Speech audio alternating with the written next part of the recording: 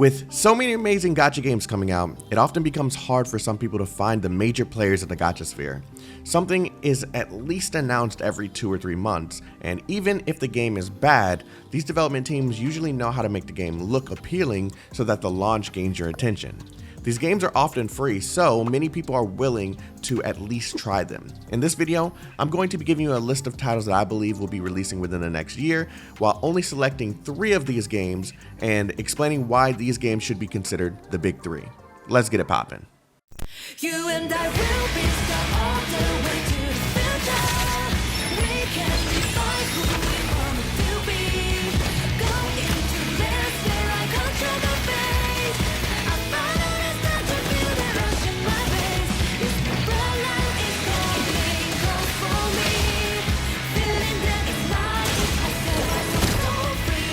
Following deadly, lighting the way. I follow the stars to feel the rush in my veins. The only reason this title isn't ranked higher on this list is because all we've seen so far for the game is its initial trailer, some small updates, and some leaked gameplay.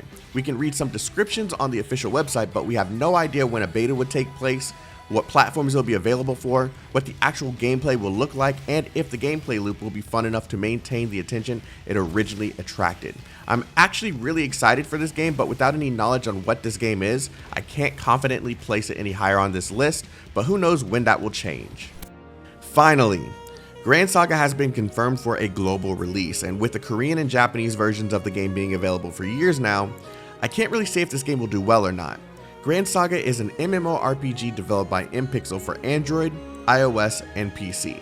The gameplay is very different from gacha games that we played in the past, and the developers have paid extra attention to the story in hopes to deliver a narrative that people will enjoy with actual dungeons and raids. While the only thing that we have at the moment is the Gran Saga website changing from the Korean version to a website stating that the global version is coming soon, it looks like an announcement with more information will come very, very shortly. But the question is it too late?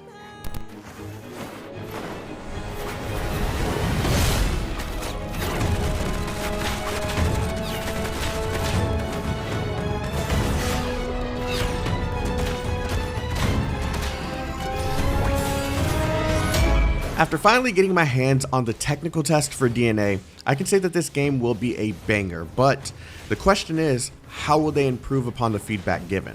During my time with DNA, it had a lot of bugs and there were a lot of things that I felt need to be worked on, but it did have a solid foundation to work from. Duet Night Abyss is a 3D RPG that focuses on fast-paced combat, but during the technical test, it felt a bit slower than expected. The game will be launching on Android, iOS, and PC, but I wouldn't expect this one to release until late 2025, so it's going to be a while. It's a sin that this game didn't launch globally alongside the Chinese version, as it's one of the few SRPGs that people are actually excited about. Girls Frontline 2 is an XCOM style SRPG that follows the story from the original Girls Frontline IP that's been running for a few years. The original game has a decently sized fan base who are just waiting for the developers to push the series to the next level, but can Girls Frontline 2 accomplish this after releasing the game in China first with no date for the global version? We'll have to see, but regardless, this game is incredibly fun and highly recommended to those who are willing to give it a try. Triple Z is the next game coming from HoYoverse, and while I originally planned on putting this in the top 3, I can confidently say that many people who were originally excited for this game are no longer as excited due to HoYoverse's decision to double down on features that players either do not want or are incredibly boring. This game was originally pitched as a fast-paced action RPG through its trailers by consistently showing combat with highly appealing characters in every single one of their trailers, but Triple Z is now viewed as a TV simulator with not enough combat.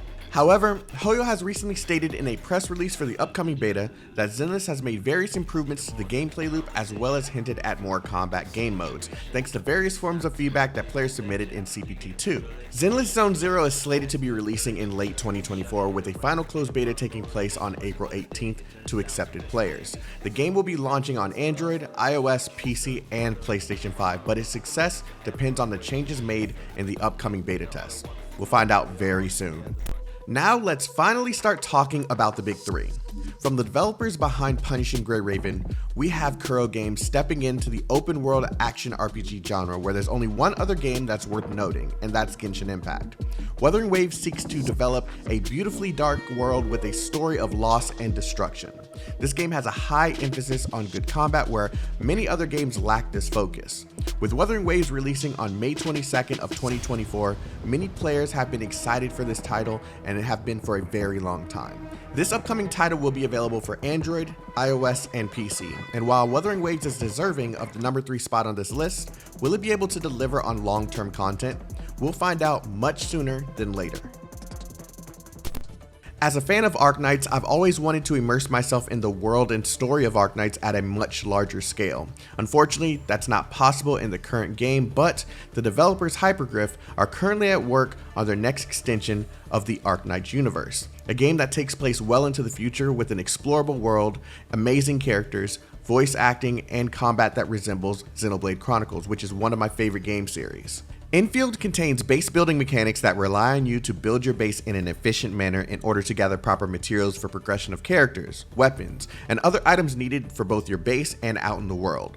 It's not a fully open world game, but I think this will help it set itself apart and allow them to focus on aspects of the game that matter instead of looking for ways to fill up that world. Currently, Arknights Endfield has no release date, but I'm expecting to see another beta in late 2024 with a possible release in 2025.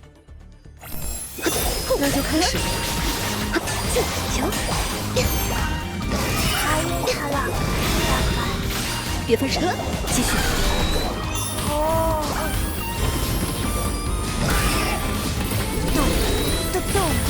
丢到我了，成功了！趁这个机会进。 This game seemingly came out of nowhere as it was created in secret by a very well-known gacha development team by the name of Manju, who is famously known for creating Azur Lane alongside of Yongxi. Claiming the number 1 spot on this list is Azur Promilia, a game that seems to have brought together various aspects of many popular games and put them all into one package. In this title, you have an open world with action-based combat, the ability to hatch and evolve to new creatures and have them either gather materials for you or assist you in battle, a brand new farm-like system, and exploration that allows you to fly on the creatures you tame. Azur Promilia is slated to be releasing on Android, iOS, PC, and PlayStation 5 sometime this year or early next year, but oddly enough, the developers haven't officially announced the global version of the game despite having a global website, an English translated trailer, and various forms of social media for the global version of the game. No word of a beta has been announced either. So far, the promotion is looking strange, but the game itself looks incredible. With the minigames coming in 2024 and 2025, let me know what games you're excited for in the comment section below, and let me know why you're excited for the games listed. Have a wonderful day, stay healthy, stay safe, and stay chaotic. Peace out, everyone.